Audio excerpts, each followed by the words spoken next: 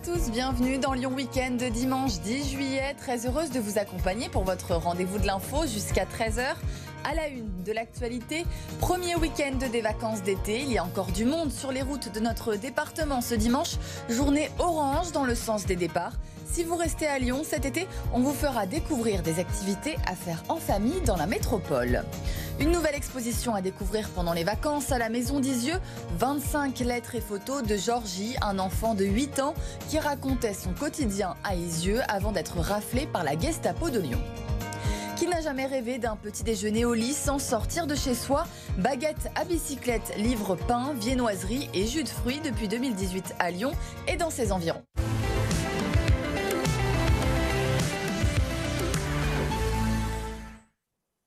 Encore du monde ce dimanche sur les routes du Rhône. Journée classée orange dans le sens des départs. Bison Futé conseille d'éviter l'autoroute A7 entre Lyon et Orange. De 15h à 19h ce samedi, un pic de 623 km de bouchons a été atteint sur les routes de France. Un chiffre 2 fois moins important que celui de l'an dernier à la même période, alors que la journée était classée noire en Auvergne-Rhône-Alpes. Écoutez ces vacanciers interrogés sur l'autoroute A7 à Solèze. Normalement 8h, mais avec les bouchons, un peu plus du coup. On est parti à 2h du matin en sachant qu'il allait y avoir des bouchons. Je suis parti de Picardie pour aller à Sifour-les-Plages. Je suis parti hier à 22h pour éviter les bouchons. Et puis arrivé à la 7, et ben voilà, on est là quoi. Toute la route a été correcte, ça fait arriver à Lyon. Arrivé à Lyon, c'est bouchon, bouchon, bouchon. On fait comme on peut. Quand ça fatigue, on essaye de s'arrêter. On fait beaucoup plus de pauses, c'est sûr. On s'arrête en moyenne toutes les 2 heures, 1h30. On n'a pas trop le choix. Ça, à l'entrée de Lyon, ça pine un peu, mais ça va, ça a bien passé. D'habitude, on part toujours à la même heure. On a eu un petit moment qu'on n'a pas pu partir parce qu'on était un peu coincé, mais bon, ça va maintenant. Et si vous restez à Lyon cet été, la métropole propose un programme de plus de 160 activités physiques, culturelles ou scientifiques pour les enfants de 3 à 18 ans et les familles.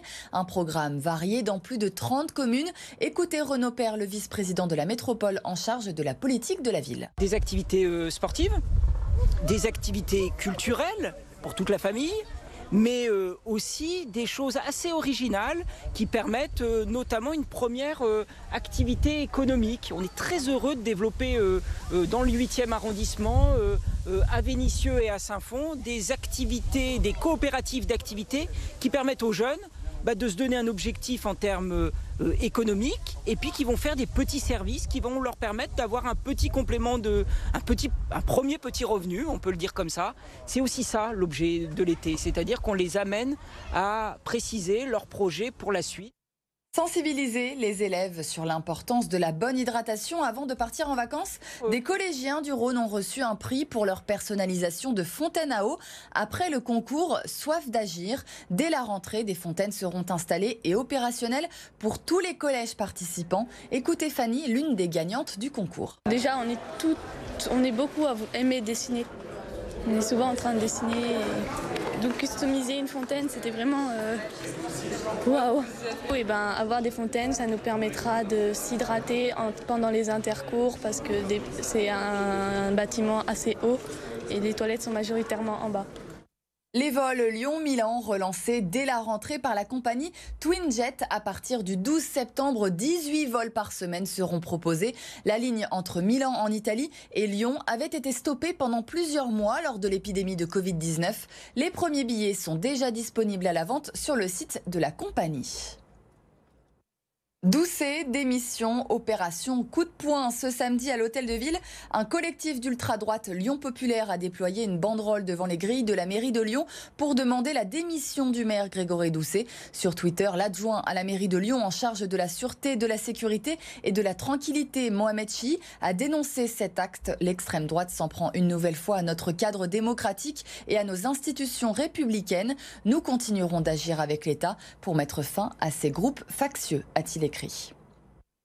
Dans l'actualité également, une nouvelle exposition à la Maison d'Isieux tout l'été jusqu'au 30 septembre. 25 nouvelles photos et lettres de Georgie, 8 ans, issues de la collection de Serge et Beate Klarsfeld, célèbre couple de chasseurs de nazis. L'exposition a été inaugurée ce samedi. Louis Léger. À 7 ans, Georgie était surnommé le petit reporter d'Isieux. Il séjourna ici de mai 1943 au 6 avril 1944, jour où il fut raflé par la Gestapo de Lyon. Il écrivait des lettres, faisait des dessins pour raconter son quotidien, aujourd'hui exposé aux visiteurs. De nommer un enfant en particulier, je trouve que c'est vraiment le rendre très proche de nous. Parfois, c'est ça qui reste en mémoire aussi, c'est telle ou telle personne, tel ou tel enfant. C'est un petit peu une histoire typique de toutes les histoires d'enfants juifs dans cette période. Des pièces uniques utilisées lors du procès de Klaus Barbie, bourreau des enfants d'Isieux, issu de la collection des époux Klarsfeld, surnommés les chasseurs de nazis, à l'origine de la condamnation du chef de la Gestapo lyonnaise. Tout ce travail de recherche qui maintenant en fait devient presque un patrimoine, quelque chose. Mais au départ, c'est vraiment une recherche, la recherche d'un avocat, d'un militant qui cherche les preuves pour accuser et dire ce qui s'est passé. Des preuves devenues témoignages du quotidien des enfants d'Isieux, une exposition qu'il est possible de visiter jusqu'au 30 septembre. Premier match amical et première victoire pour les Lyonnais. Face à Bourg-en-Bresse, club de national, l'OL s'est imposé 4-2. Rencontre marquée par le retour triomphal d'Alexandre Lacazette, capitaine et buteur après 7 minutes de jeu. Les 3 autres buts de l'OL ont été marqués en seconde période par Aouar, Dembélé et Lomami. Prochain match dès mardi 20h contre le Dynamo Kiev au stade Pierre Rajon à Bourgoin-Jallieu.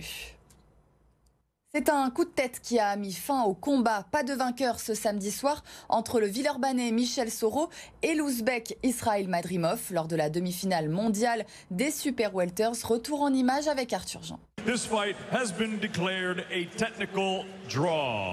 La déception de Michel Soro, le Villeurbanais qui affrontait l'Ouzbek Madrimov à Londres hier soir, n'a été désigné ni vainqueur ni perdant. Attention, choc de tête. C'est lui qui s'est jeté un petit peu. Résultat, un nul technique entre les deux boxeurs. La faute à un choc tête contre tête qui a ouvert l'arcade du Français, le médecin l'ayant jugé inapte à poursuivre. Les deux hommes devront s'affronter une 3e fois pour avoir le droit de disputer les ceintures unifiées de la catégorie à l'américain Jermel Charlo. Qui n'a jamais rêvé d'un petit déjeuner au lit sans sortir de chez soi? C'est possible grâce à Baguette à bicyclette. Depuis 2018 à Lyon, 7 jours sur 7, vous pouvez vous faire livrer à vélo devant votre porte. Pain, viennoiserie et jus de fruits. Laurent Canonico. Des potrons minets, alors que la ville dort encore, Hugo enfourche son vélo pour aller récupérer ses commandes.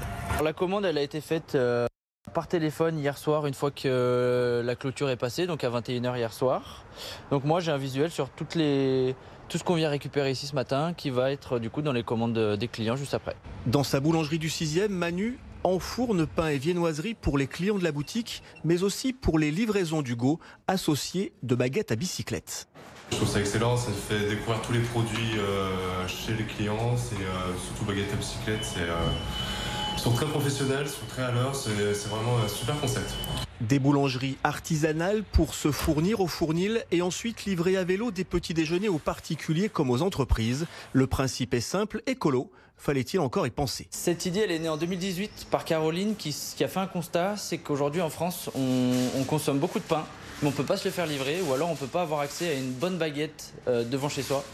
Et c'est parti de là, elle est partie avec 500 € et un vélo et elle a commencé à livrer 2 ou 3 arrondissements. Écologie, c'est un principe, c'est le gros principe de Baguette à bicyclette parce qu'on fait tout à vélo, que ce soit les récupérations, les livraisons, tout est fait à vélo. Lyon et Villeurbanne pour les particuliers, l'ensemble de la métropole pour les entreprises. Baguette à bicyclette livre 500 clients par semaine. Les jeunes entrepreneurs ont du pain sur la planche, une levée de fonds d'abord pour se franchiser ensuite.